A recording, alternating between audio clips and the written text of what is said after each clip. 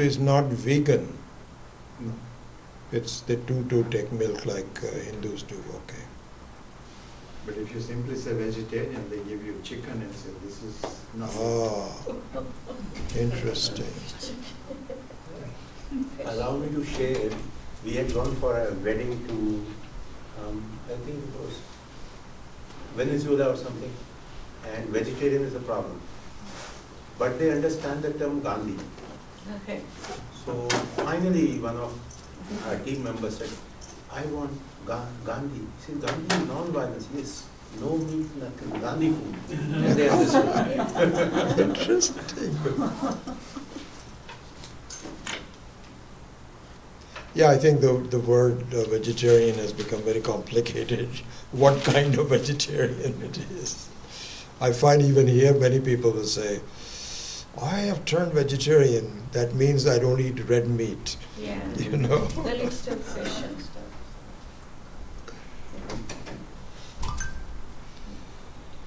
Well, shall we begin? It's 10 o'clock.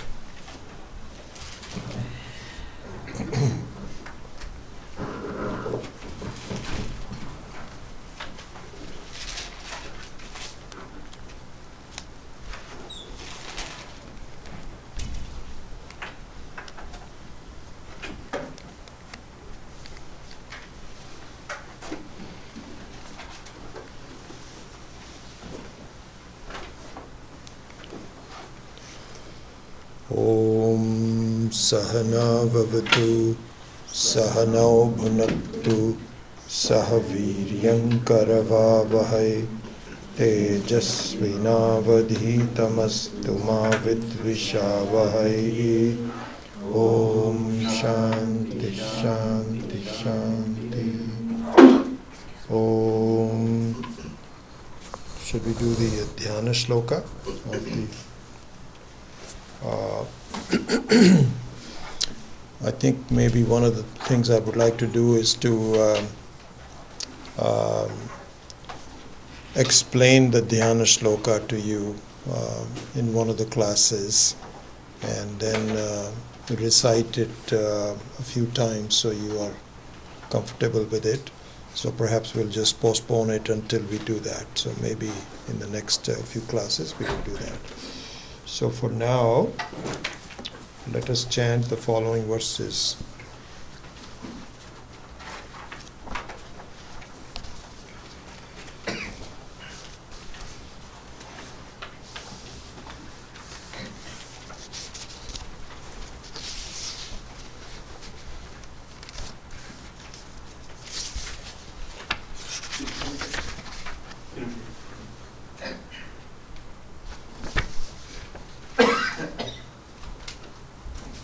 So we'll start with on the 7th chapter, verses 20 through 23. 4 verses we will chant together. So you can just chant after me. Number 22 is Kamaihis tais hitagyana. Kamais tais tair hitagyana. Kamaistairhitagyana prapadyantenya devataah tam niyamam asthaya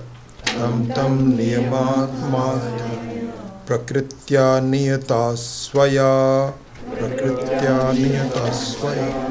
yo yam tanum bhaktaha yo yam tanum bhakta shraddhayarchitumichhati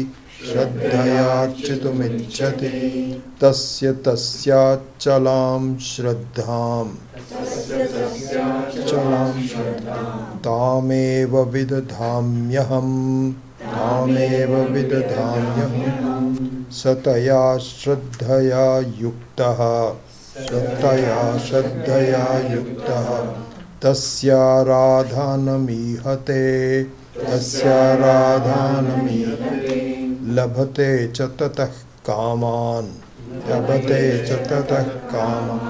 Mayyaiva vihitan hitan, Mayyaiva vihitan hitan, Antavantu phalam tesham, Antavantu phalam tesham, Tadbhavatyalpamedhasam, Tadbhavatyamedhasam, Devan devayajo yanti, Devan devayajo yanti, Madbhakta yanti mamapi. Okay.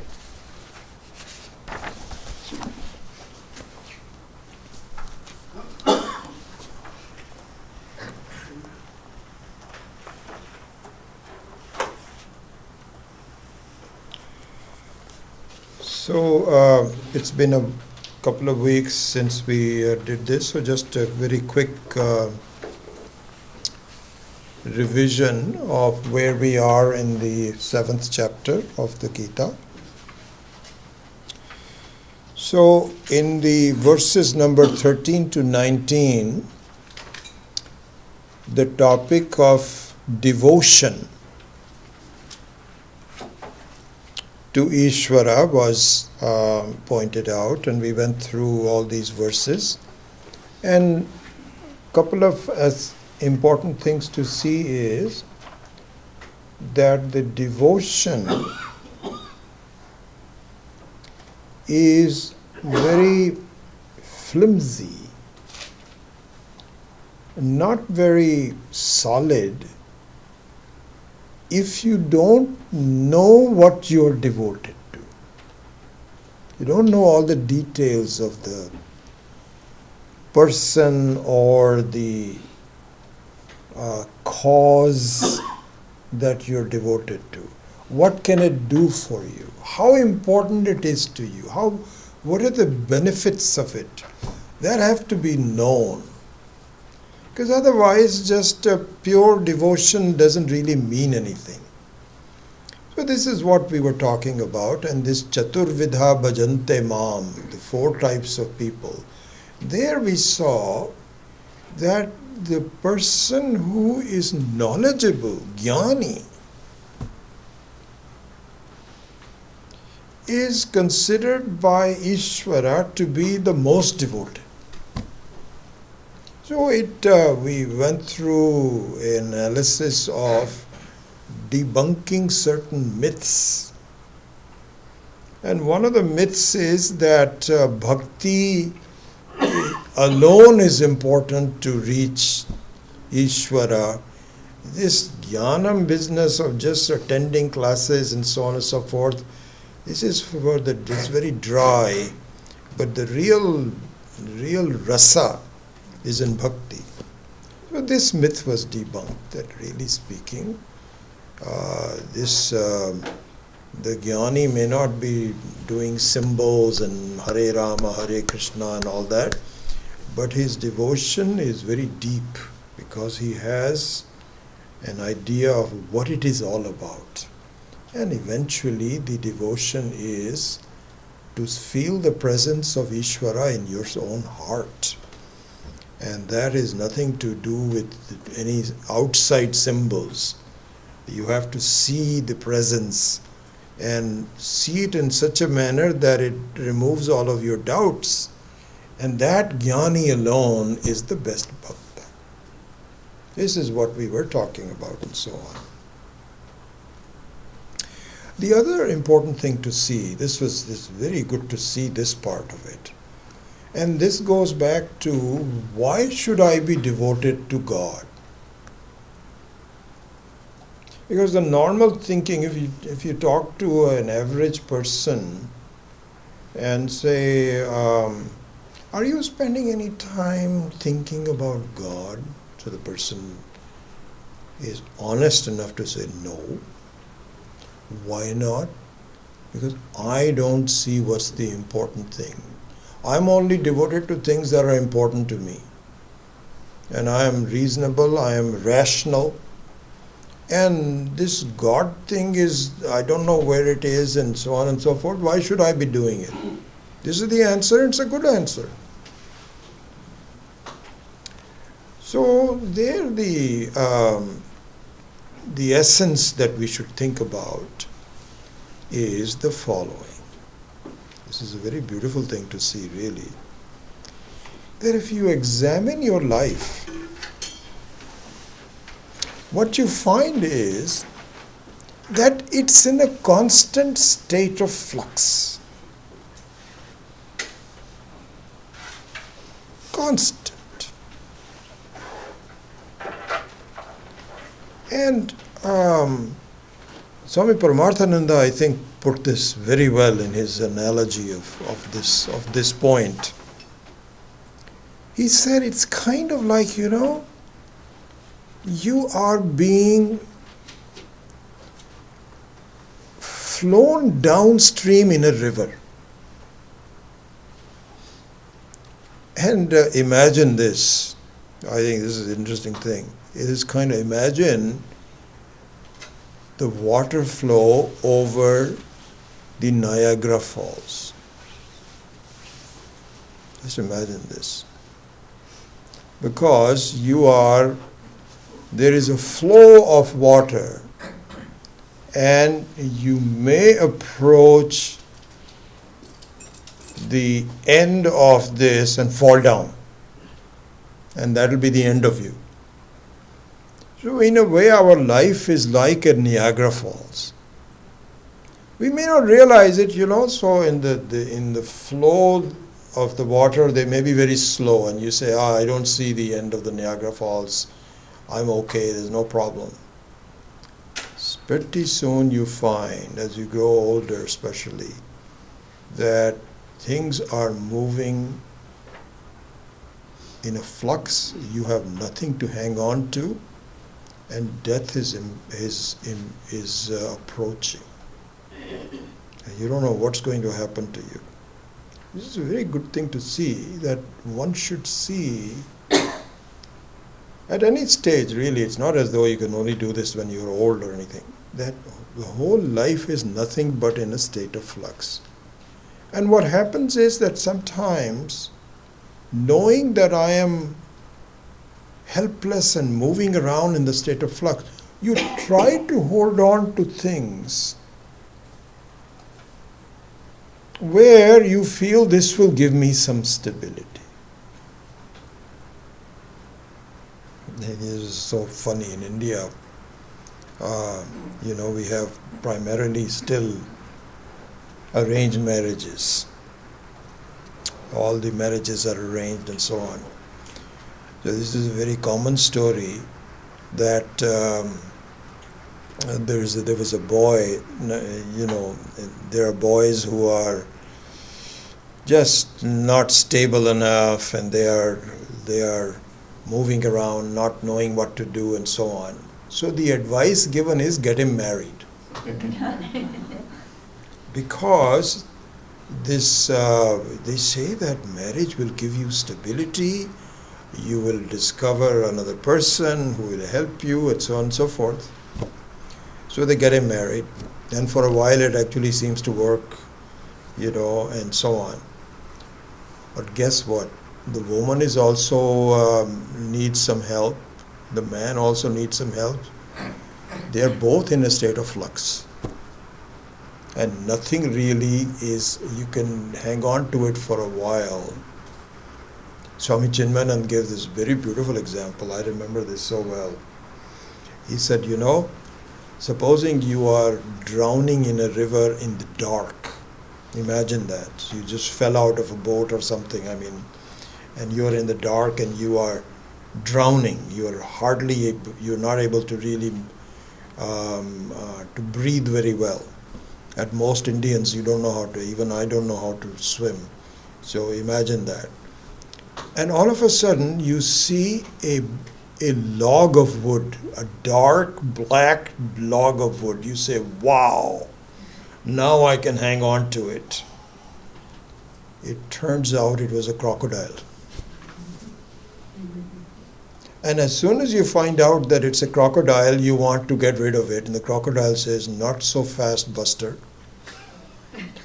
I have been looking for a meat for a long time. I am not going to. You may want to get rid of me, but I can't. The Swamiji used to say that you want the world's support for your life and so on, and then you find at some point in time, I don't want the world. You can't leave it. Can't leave it. The world says, not so fast, Buster.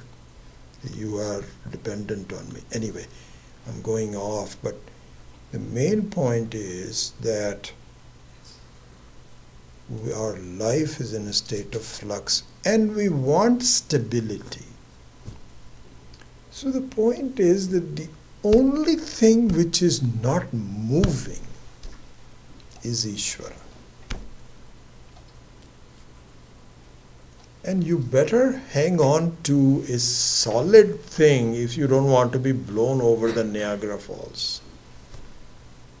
Some kind of a post that is definitely dug deep in the ground and it is not moving. That's your only hope. Otherwise you're just whistling in the dark, you're done. So this slipping and sliding is an important thing that I have to really get rid of. This is the reason for even seeking the help of God. There's a very famous verse from Mundaka Upanishad that I want to just end this topic with. It's very beautiful and a very important and a very thoughtful verse. It says the following: Pariksha lokan karmachitan ayat brahmanaha nasti akritaha kritena tat vijnanartham gurumeva vigachet shotriyam brahmanishtam. Some of the spellings here are not correct, but anyway, and I think I may be missing a word. I was doing it by memory last night. But this is the verse from Mundaka Upanishad, which says the following: Pariksha lokan karmachitan. He says, please analyze your life and see whether you can gain stability by karma. Are you able to hang on to something stable and unmoving within this Jagat? Are you able to? Be honest with yourself. Analyze it. You've been in denial for so long. Wake up. And it says, Pariksha lokan karmachitan. Karmachitan means one which is set up by karma. Because all my life is based on, I want to do this, then I want to do this. No, this was not good. Now I think I've found a better way. This is what life is all about. And he says, please examine your entire life. Where have you found stability? You can't. Nasti akritaha kritena. That by looking for help within something which itself is looking for help, you cannot find stability. Temporarily you might find it, you have enough money and so on and so forth. Eventually you find it slips and slides. And then the second word is approach a wisdom of some kind to say, is it possible for me to be stable and not moving? Is it possible? Tat vijnanartham gurumeva vigachet. So gurum here means is someone who has found some hope for stability through the Shastra and approach the person and says, can you teach me what is possible? And so, Shotriyam Brahmanishtam. So this was the topic of Bhakti, which ended in verse number 19 last week, 2 weeks ago, whenever we were doing it. This is not on. And now, with verse number 20, we start a new topic. Okay.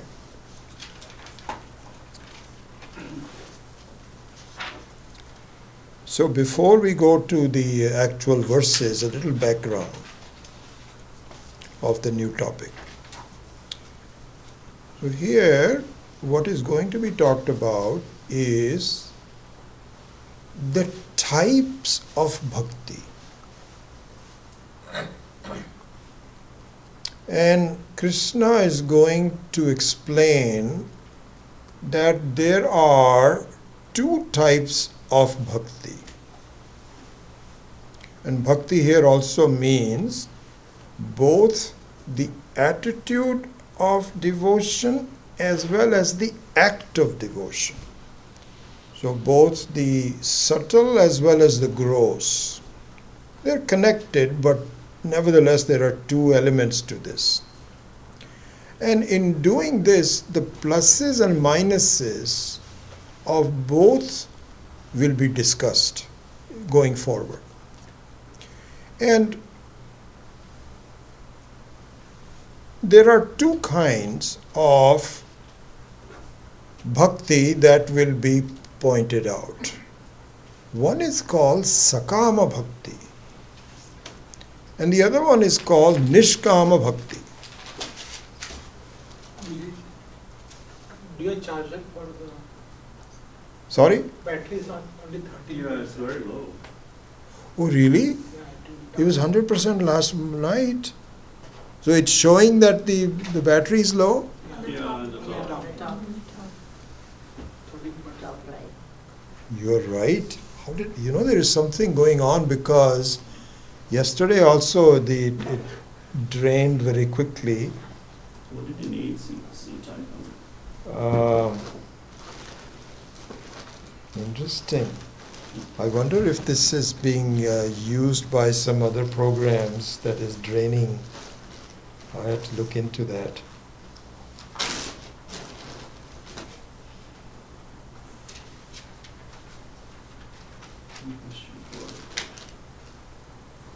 Really? Okay. So I should bring the plug with me just in case from next Yeah. time. Can you try it? Let me try that. Is it this side? Yes, it's a C-type. Yeah. Good. Thank you.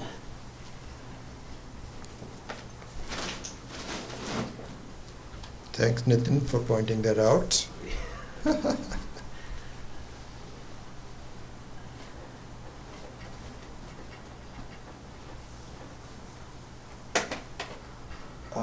Finally, got it. So the two types of bhaktis are being talked about. One is called sakama bhakti and the other one is called nishkama bhakti. So it's interesting, on the surface, if you translate the Sanskrit words, sakama bhakti means a bhakti devotion. Bhakti, of course, means devotion with desires and without desires. But that's not really accurate. That's not what is being talked about. Instead, the sakama bhakti means a devotion where the goal is finite. And the nishkama bhakti means where the objective, the goal is infinite. This is the meaning of, these are the segmentation of the type of devotion. Sakama bhakti and nishkama bhakti. And sakama bhakti is going to be discussed in verses number 20 to 26. Nishkama bhakti will be discussed in verse number 27 to 30. And 30 is the last verse of the 7th chapter. Okay? So this is the background of the type of this new topic, the types of bhakti. So let's go to verse number 20.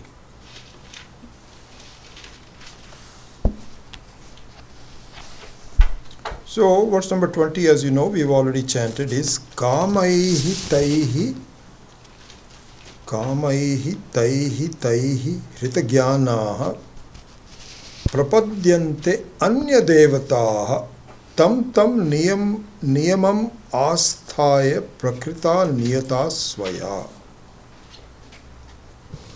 So the English translation of that is, and I'll explain this, that those people who are hritagyanaha.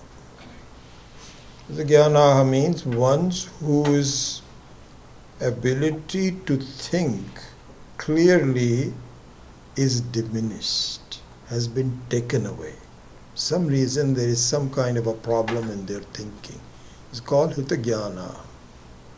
So this is being talked about in Sakama Bhakti, why this is not the bhakti one should do.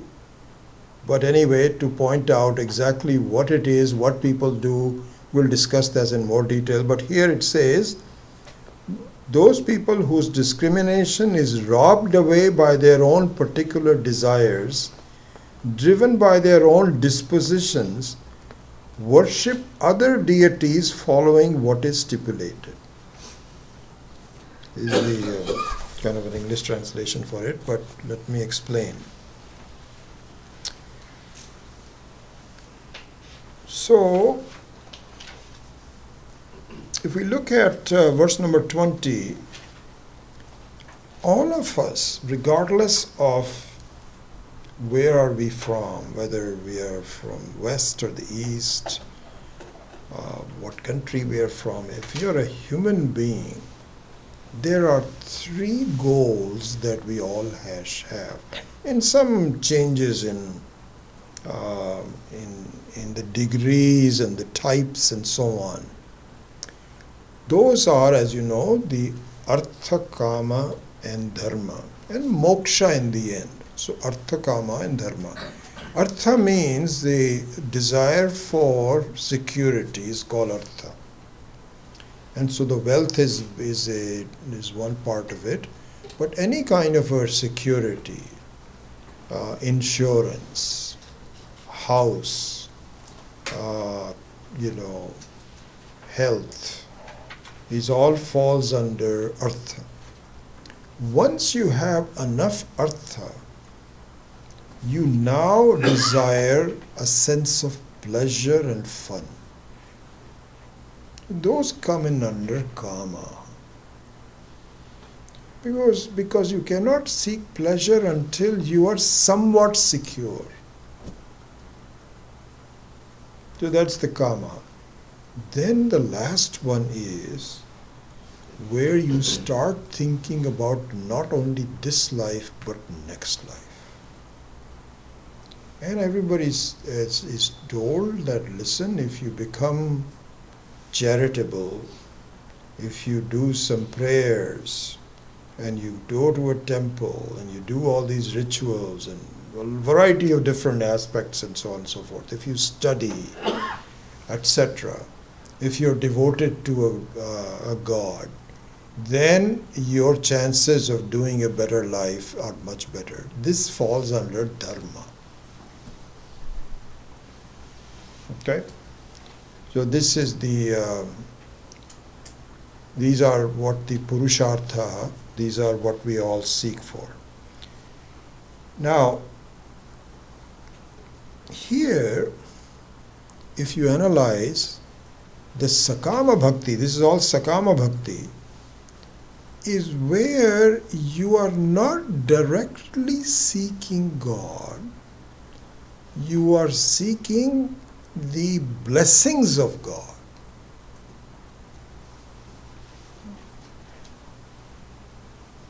Sakama Bhakti is where you are seeking the blessings of God. Yes, I need your support.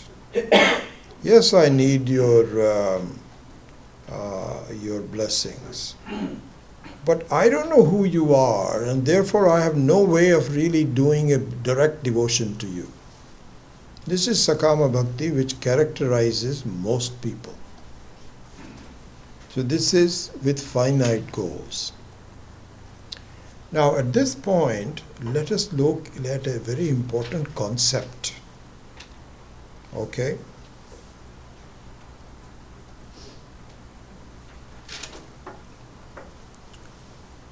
This concept is that it is possible that you can choose a god. A god means someone that you worship, a devata. Could be a devata, could be a devi. You can choose that of one of two types. Either the devata is looked upon as a formful devata which you like. So this is what is called Ishta Devata. Ishta Devata means one that, and how you like it is a different matter. Usually by family and friends and so on, or some local temple. And sometimes what happens is that you get testimonials. You get testimonials from friends. And he says, I'm having a lot of problems. And so he says, where have you been doing prayers to? Well, I've been doing prayers to this local temple that has Ganesha. Well, I have a better idea than that. If you go to the Devi temple, and I have telling you, I have been devoted to the Devi for a long time, and the results have been wonderful. And I think you should go there. So this is how Ishta Devatas are chosen and so on. And so here's this important concept. You can either choose a Ishta Devata which is formful and is capable of giving you finite results, or you can choose someone who is infinite, who is the very nature of Parabrahma. And you can do either one of them.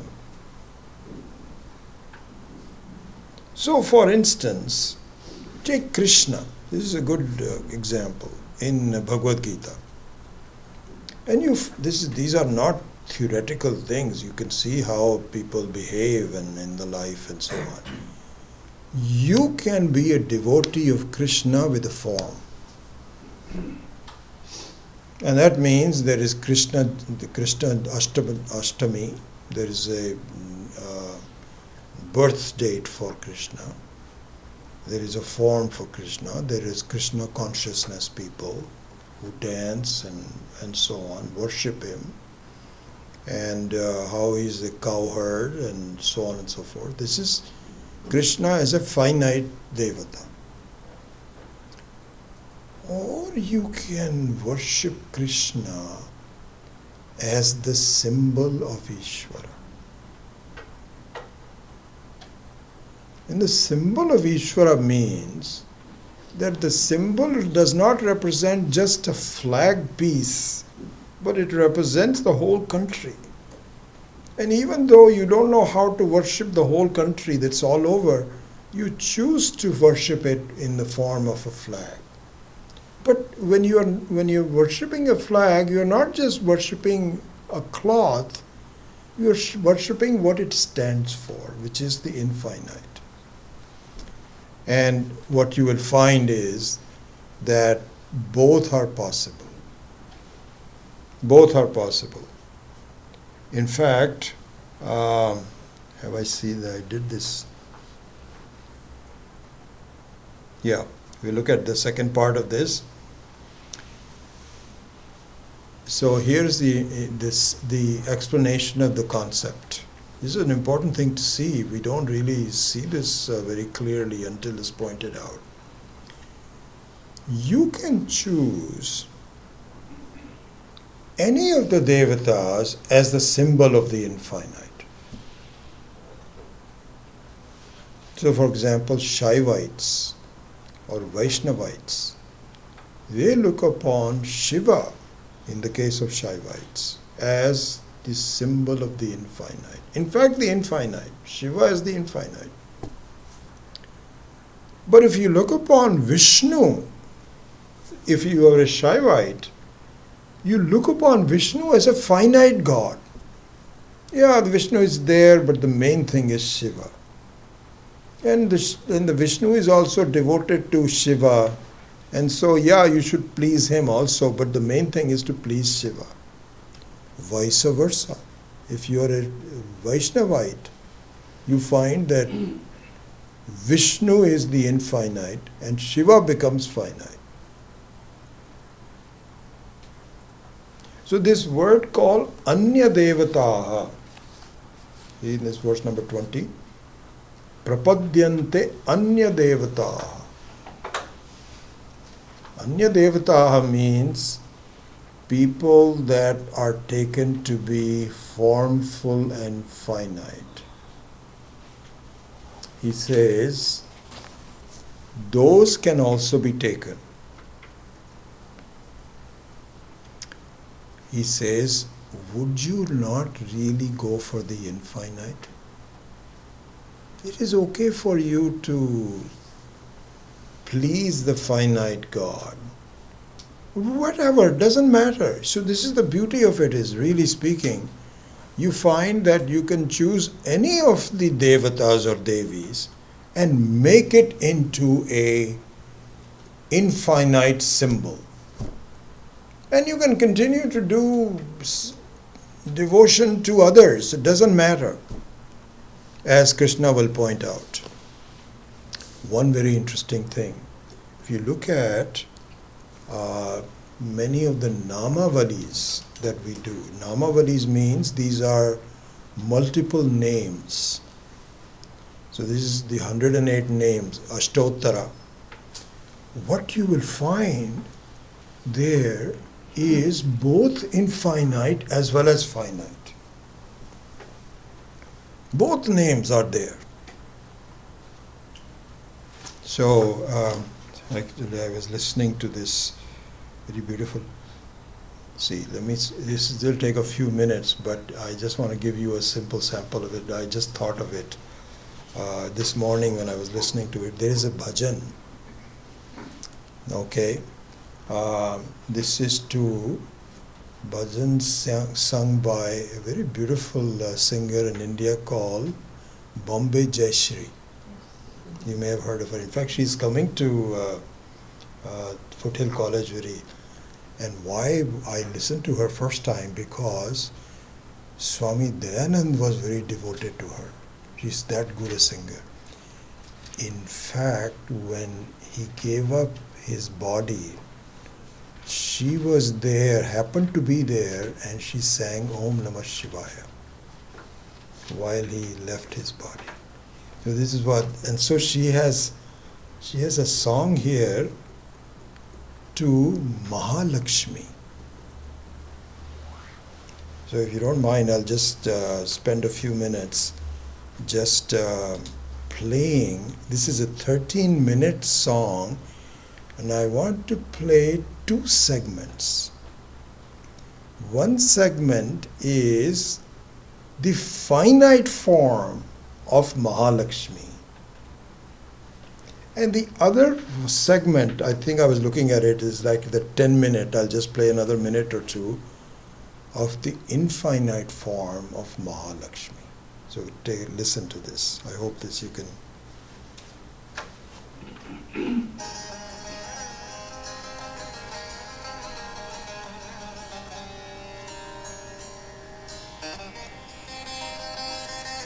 How do I increase the volume of this?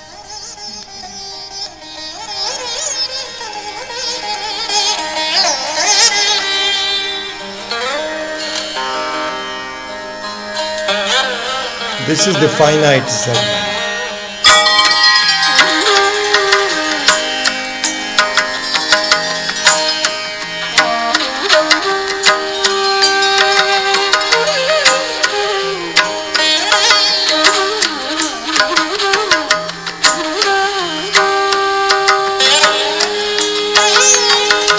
Namaste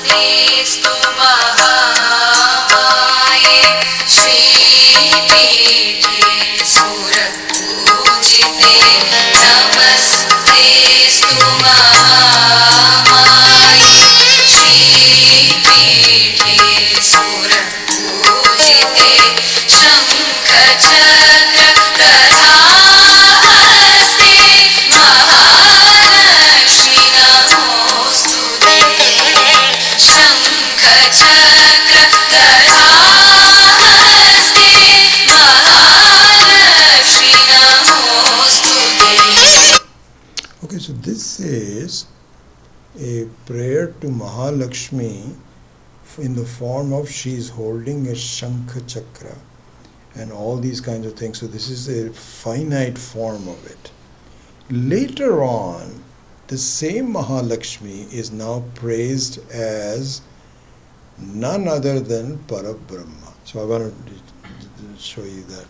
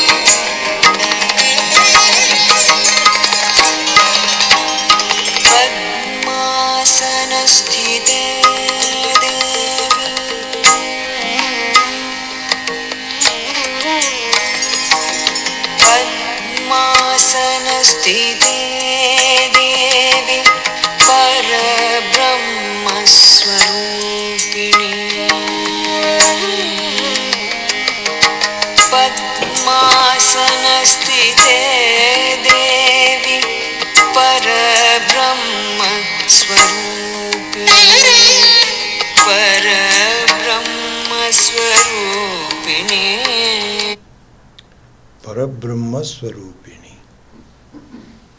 And Parabrahma is formless. This is the self. This is the consciousness.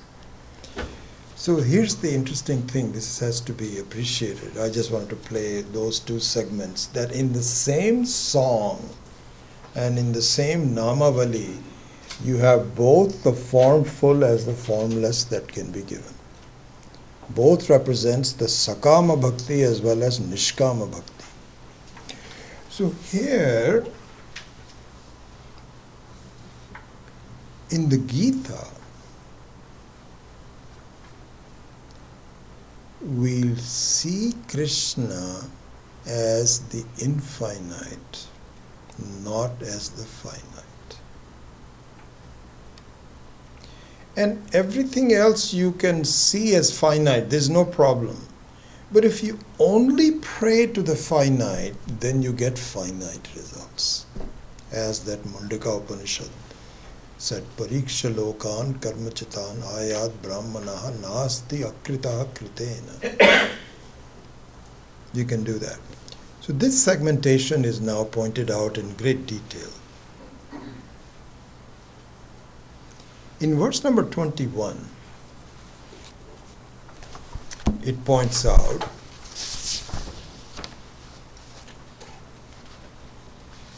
yo yo yam yam tanum bhakta shraddhaya architum ichchati tasya tasya achalam shraddham tameva vidadhami aham. So he says, listen, suppose you choose to just pray to a formful devata, then I respect your choice. I don't think you should be doing it, but if that's what you want to do, I guess tell you what, I will support you fully. In fact, I will make sure that your bhakti to that Devi or Devata is done properly. I will teach you how to do it. The Vedas does that. In fact, in the Vedas, I think the number 22 gives it more, that there are infinite things that you can have there's no dearth to the type of desires that you want to have. And the Vedas gives you the method for fulfilling each one of them. So he says, yo yo yam yam tanum bhakta shraddhaya architum ichchasi tasya tasyam achalam shraddham tamema vidadhami aham. In fact, I will make sure that I support the devata that you have chosen to pray. I'll support you and I'll support the Devata, and it will be successful for you. Question is, why do you want to do just a finite desire? Why not go for the infinite? That's the thought behind it. But he says, if that's your choice, no problems. So this is taken up then in verse number 22 also. He says, Sahataya Shraddhaya Yuktaha Tasya Aradhanam Ihate Labhate cha Tatah Kaman Maya Eva Vihitan Tan Vihitani Hi Tan.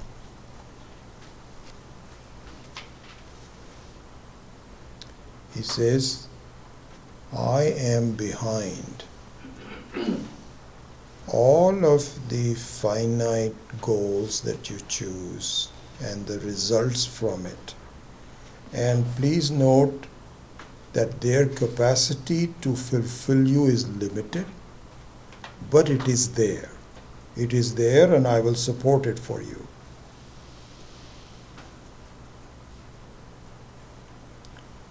Now, we point out the negatives of doing this. If you want to choose, fine, that's no problem. And in fact, with respect to the infinite, all the Anya Devatas become finite, because there can be only one finite, one infinite.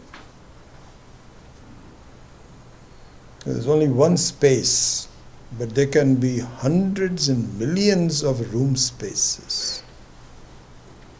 So if you want to just be sticking to the room space, you can do it. But why don't you inquire about the freedom of the space itself? Anyway, we respect your view. Whatever you want to do, we will support you. But be aware of the disadvantages. So in verse number 23, it starts with the disadvantages of Sakama Bhakti. Antavattu phalam tesham tat bhavati alpa medasam devan deva yajo yanti mad bhaktaha yanti mamapi. So he says, but for those of limited discrimination, means alpa medasam. Alpa medasam means of limited discrimination. The results are finite. The worshippers go to the deities, and the worshippers of me come to me. This is the situation. So this is explained very well by Swami Paramarthananda in how these defects should be looked upon. So he has divided this into three basic defects of Sakama Bhakti. One is Dukkha Mishritatva. Dukkha Mishritatva means that the bhakti and the results of the devotion are mixed up with problems. Adulterated with is not unadulterated. It is adulterated with problems. And what kind of problems? Because you are not sure you are going to get the results. There is anxiety, even tension, fear of failure, uncertainty of the final thing. And you are at the mercy of something that you are dependent on. So this is defect number one. So Mishri Tattva means one which is mixed up. It is not pure Sukham. you'll get lots of sukham. But really speaking, you are still not sure. Like for instance, I think this is what happens most of the time, where you have an offspring that is applying for some college or some giving an exam, and you visit the temple and you say, please make sure that my daughter gets into a good college, and I'm willing to do anything I can. I will come to you, I'll do this puja, etc. But make sure that you fulfill my desires. So while this is going on, you're not sure whether this will happen or not. There is anxiety. You always have some doubts whether this will happen or not. So this is defect number 1 of the Sakama Bhakti. Dukkha Mishritatvam. This is number 1. Then the second one is Atriptikaratvam. Atriptikaratvam means you do not have total satisfaction.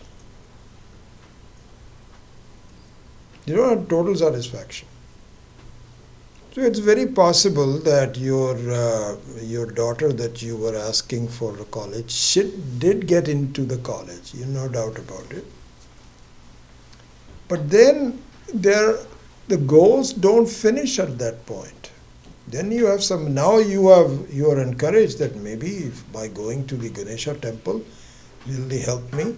But now I'm investing in the stock market, I want some more help.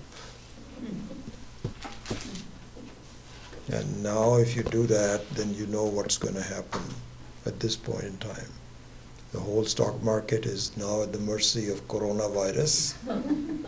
It's going down badly, and no matter how many temples you go to, you'll have to go to the temple of Wall Street, really speaking. It's not going to help. Atriptikaratva means it's not as though. So the opposite of this in the Nishkama Bhakti is just the opposite. We will come to that later on. But you don't get complete satisfaction. You are worried. It's interesting. For many of us, really, the closest thing to having really a lot of fun is to go to Hawaii. Because the weather is excellent and the scenery is beautiful. You have the seashore and so on and so forth. But now here's what happens. You go to Hawaii, first of all, the hotels are very expensive. So you have to deposit, you have to be aware of the fact. Then, every day that you are there, you are thinking how many more days are left. So this is called Dukkha Mishrita Tattva. That how many days, people already talk about it, only 4 days are left. Why couldn't we have stayed longer time? So and in fact, in the vision of Hinduism, heaven is exactly like Hawaii. It's just a better form of Hawaii. Because in Hawaii at least you get hungry. But depending on what heaven you are in, there's several different heavens we believe in. You don't even have hunger. Heaven is a very interesting thing. We'll maybe talk about it some other time. But the heaven is like a dream. How? Unlike the waking state, where you have to be born as a baby and you slowly grow up to become an adult, in a dream you straight away enter there as an adult. And there is a perceived hunger. You may be hungry in the dream, but you don't need to. You don't really eat any food. So the heaven is exactly like that. So what will happen is, when you go to heaven, as we are told, I mean, I haven't been to heaven yet, but we are told from the Shastra that actually we may have gone to heaven and come back. So we actually may have done so. But anyway, what the Shastra says is, there you straight away take a form without having a mother or father, exactly like a dream. To get into a dream, you don't need a mother and father and then you take a birth and then you slowly eat. No. You straight away become a participant of the dream. Similarly, in the heaven also, you straight away become a participant of the heaven.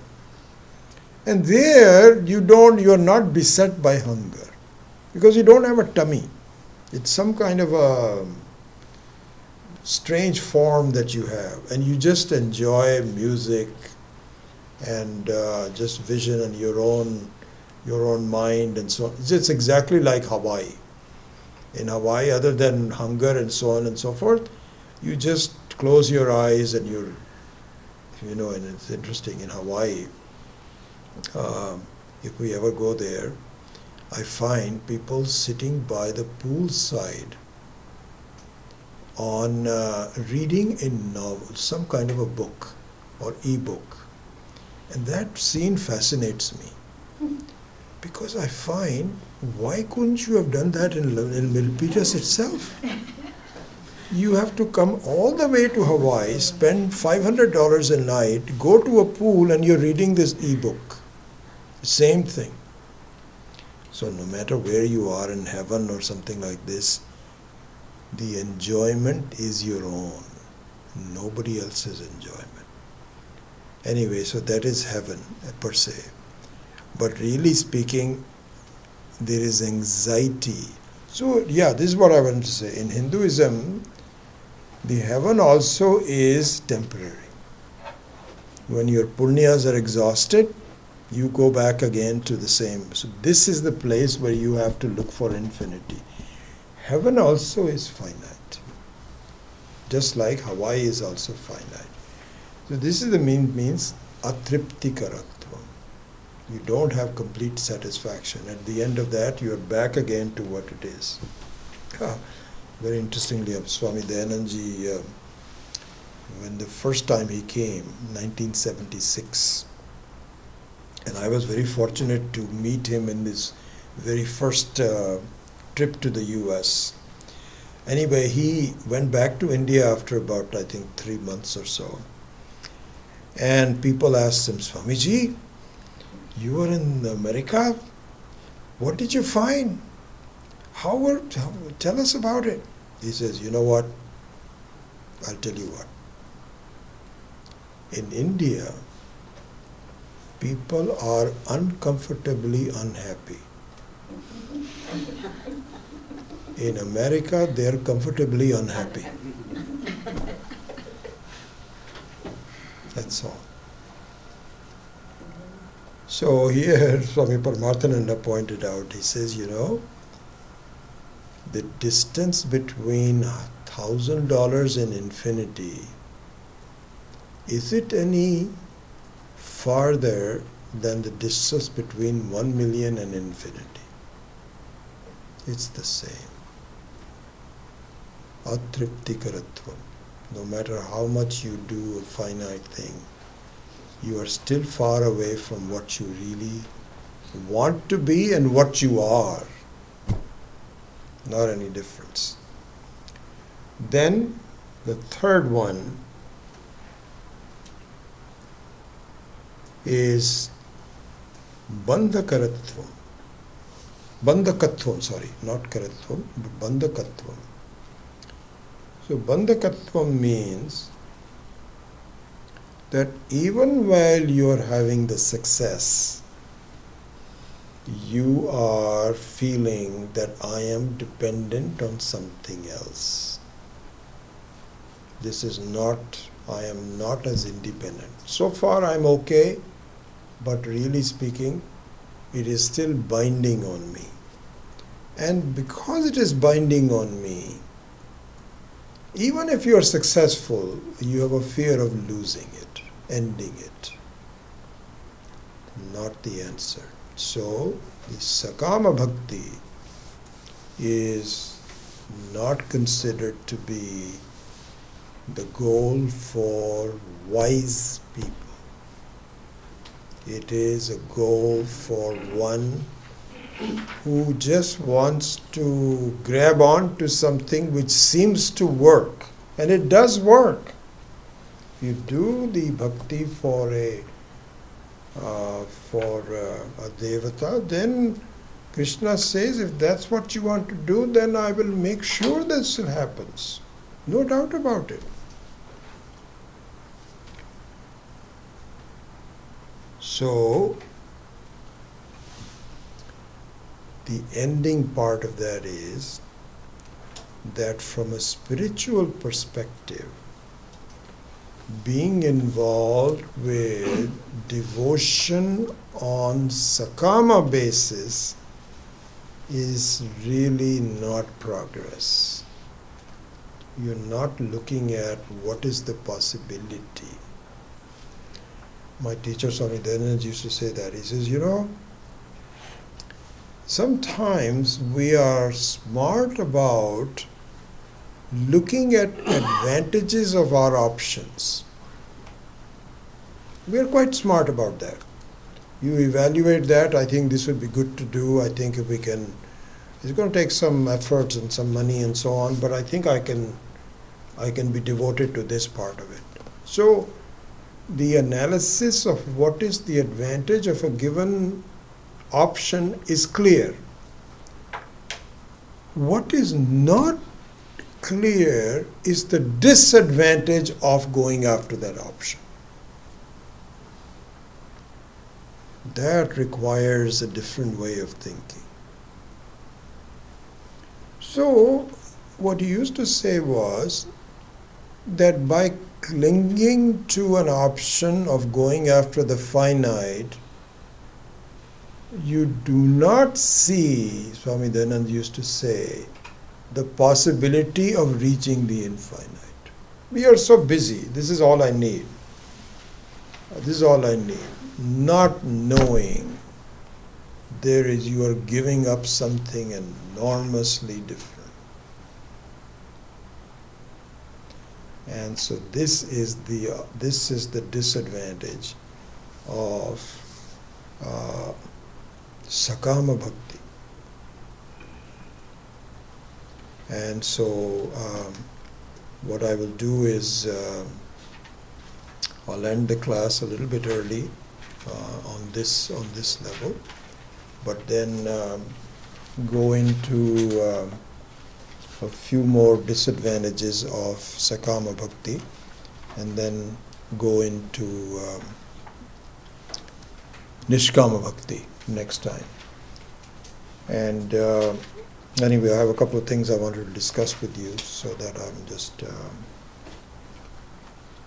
closing the class a little bit early, and also have a chance to have some satsang, some discussion about all of these. So let's say a small prayer and then we'll go from there.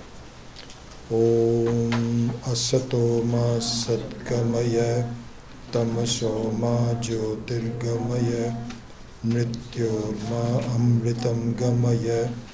Om purnamadav purnamidam purnat purnamudachyate purnasya purnamadaya purnamevavashishyate. Om Shanti Shanti Shanti. Harihi Om Shri Gurubhyo Namaha. Harihi Om. So a couple of things. One is that I'm not sure that I know all of you. I see sometimes, I have actually, you may have introduced yourself some time ago, but my recollection of faces and names is still not very, and I don't like that. I'd like to really get to know. So I just want to spend a couple of minutes in just getting to know your name one more time. This won't take very long. I know many of you, but I think we'll just go through the room.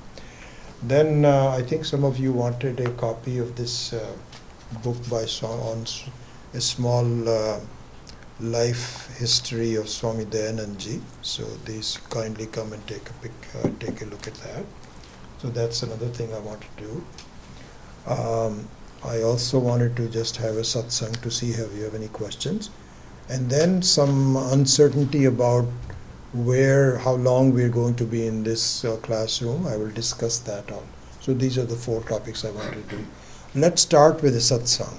So just wanted to sit back and see if you have some general questions and so on. I'll be happy to talk about that.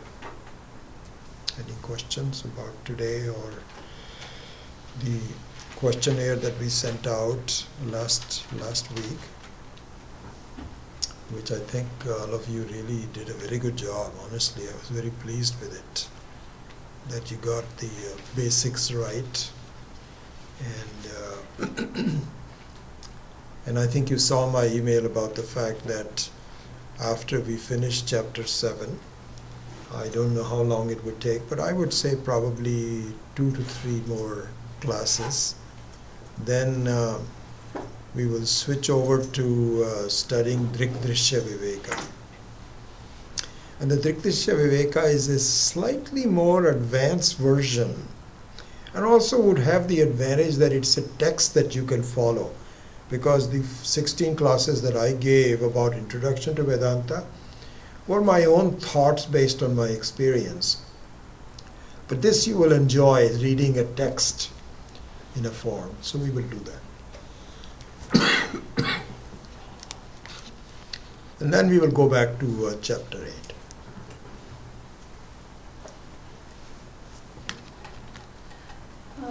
During the last week's class, one of the topics I think came up, which I think I don't know if it was followed lately. It was about, despite being immortal, the mortality still is there. Quite right. So, could you elaborate that? Sure, a bit on sure. that? Could you So could you bring up the question is, Sushma is asking that in the last week there was a topic that despite a sense of immortality, there is an experience of mortality. And so she wants a little bit more explanation of that. And so I briefly touched on it, but I'll be happy to do that more. So this has to do with the distinction between experience and knowledge. Very, very famous example that we went through, which is that the sunrise. So one thing to see on that is that experience can be with knowledge or without knowledge. So in the case of the sunrise, we have an experience without knowledge. But then once you know the reality of the movement of the sun and the earth and so on, you now have an experience with knowledge. And what does that mean? That I'm enjoying the sunrise even though I know that it doesn't rise. This being the case, what happens is that in the case of a complete understanding of Vedanta and self and the study of all of this, my life and so on, you begin to see that, my God, I am not changing. I am not a human being. I am something more than that. I am in fact nothing but Brahman, unchanging, element of Ishvara.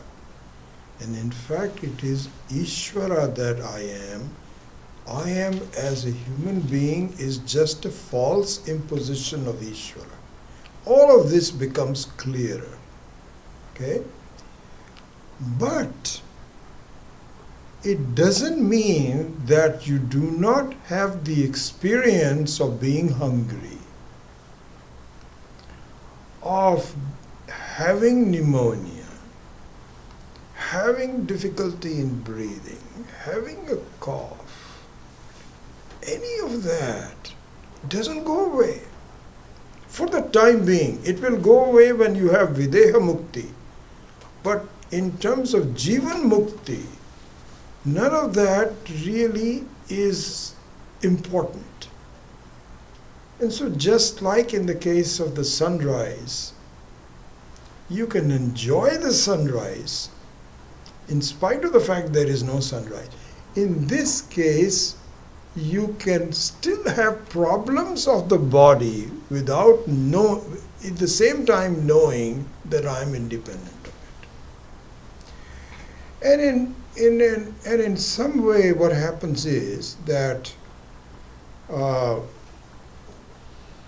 when you are faced with a problem, that facing of the problem has two elements. Okay? One element is the actual pain that you are undergoing. The other element is not knowing what is causing the pain. And I was telling the earlier class my recent experience, which is very interesting. So when I came back from India, I had a very severe environmental allergy. That smog in Delhi just got to me, and I'm basically asthmatic, so it was always a very difficult thing for me to live in India, and same thing happened this time. And then because of my work there, I got so involved, I was really pushing myself. It turned into pneumonia. And that is more serious at my age, because then those of you that are doctors know that once the pneumonia gets into the blood, it's very difficult to treat it. My mother actually died of pneumonia.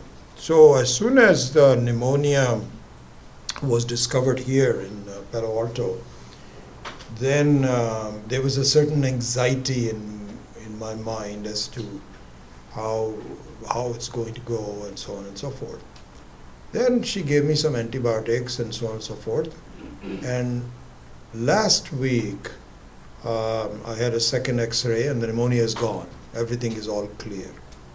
But guess this, my symptoms are still there. I still have a stuffy nose. I still have phlegm, all kinds of things, and I cannot really do a lot of exercise and so on. But guess what? I don't have the anxiety that how long is it going to continue, what will happen to me, or anything like this. So the pain is still there, not pain, but some discomfort is still there, but it has nothing to affect with me at all. So therefore, what happens to a Jivan Mukta is that the anxiety of not knowing who you are is gone. Is gone. But then you can put up with the normal problems of life without any problems. Because knowing that I am really basically free. So this is all due to prarabdha karma. It will take its time and it will be, but I have nothing to do with it. So this is how it happens that the experiences of life are there, but they cease to have that kind of a hold on you that they used to have if you didn't know who you were. There's a question online. Yeah, please. So Meena Ananta Padmanabhan is asking, in the stages of spiritual growth, in the note, stage 5, seeing the power to deceive Maya is not just God's, but mine as well. I take ownership for it. Can you please Okay, good. So the question is that in terms of the what we call so-called the Maya as the power to deceive me. What I had mentioned, I think in one of the classes, was that and this also I didn't quite understand up until just in the last few years, really, thanks to Swami Maheshananji's teachings, really speaking. This is a very beautiful thing, that what one needs to do is to stop thinking that this is an external Maya that is causing me problems. But in fact to see that it is my own inability to see the truth that is causing me problems. So in some senses, Meena, what happens is that just like everything else, Ishvara is not to be seen as an external entity, but something which is really me and working through me. Implication of that in terms of your question is that I stop to look at Maya as a power that I cannot deal with, because it's a very powerful power. But I look upon that, it has been kind of like the Maya has been outsourced to each one of us.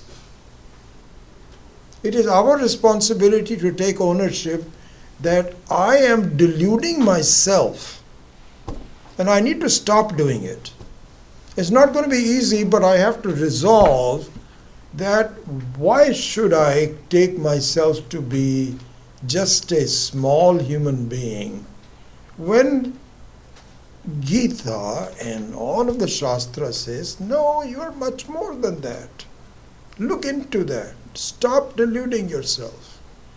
Therefore, in answer to your question, Meena, what I would say is that the power to deceive myself through ignorance is the outsourcing of Maya to myself. What it means is, my teacher Swami Dayanand used to say this and so beautifully, but I didn't quite understand it. The problem is you, the solution is you. The best thing you can do is to take ownership of your own life. Stop blaming anything else. You have the ability to change, and part of that is to see that the Maya Shakti is now my Shakti. My Shakti to deceive myself, and my Shakti to understand that it is not limiting me, really speaking. It's kind of like a dream limits me, but it doesn't really limit me.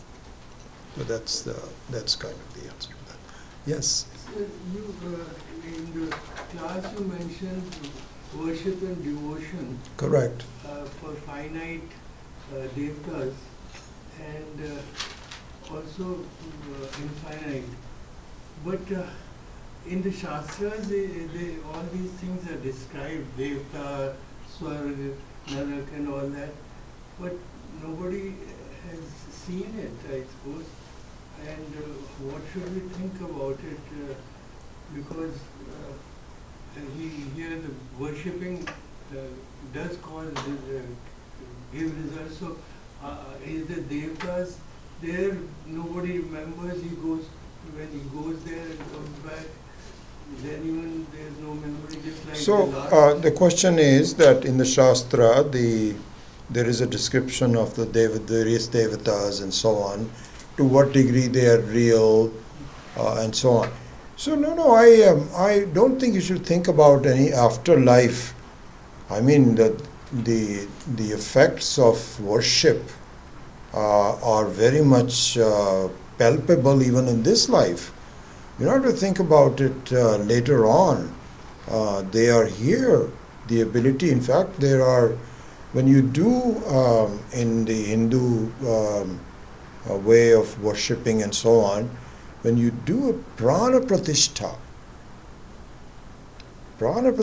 means, in fact, as you should know this, that when the new temple is formed, then even though the stone vigraha is just a stone, but there is a lot of powers given to it by all of the mantras and the faith and so on. So then the Devata becomes alive, and the ability of the Devata to bless you are very much palpable, very much there. To what degree all depends upon your situation and your life and so on, but they're there, no doubt about it. So the answer is that the various Devatas and Devis are there, are useful, and you can adopt them, not in the next life, but in this life itself. Yeah. So the Shastra all says that. I mean, do they exist? Very much so. Pran pratishtha is just by No, invoking. no, very much so. Everything has so any form that you have, other than inert forms like tables and chairs and so on, but any kind of a life form that you have has a person behind it. And so, for example, Agni, there is an Agni Devata. There is a Devata, and I usually sometimes joke about it, that there is a Devi for muscles. And you have to propitiate that Devi by exercising the muscles. Otherwise, the muscles atrophy. And so there is a Devi for muscles, there is a Devi for Devata, I don't know, Devata or Devi, for blood flow, for everything is there, very much there, absolutely. Yeah. That is the power you're talking about, Shakti, but So the Shakti is there in a person. There is a person behind that. Yeah, very much so. But these forms that have been written up, I mean, do they exist in reality in this world, or the other world of Swarga? No, I just answered that really they are there in this life. You don't have to go to the next life. They're all there here in this life, yes. So, any other questions before we go into next segment? So, if you don't mind, I would like each one of you to just please state your name so I can at least identify you. I think I know many of you, but please start. Yuki Askew. Yuki Askew, okay. Panna Chatalia.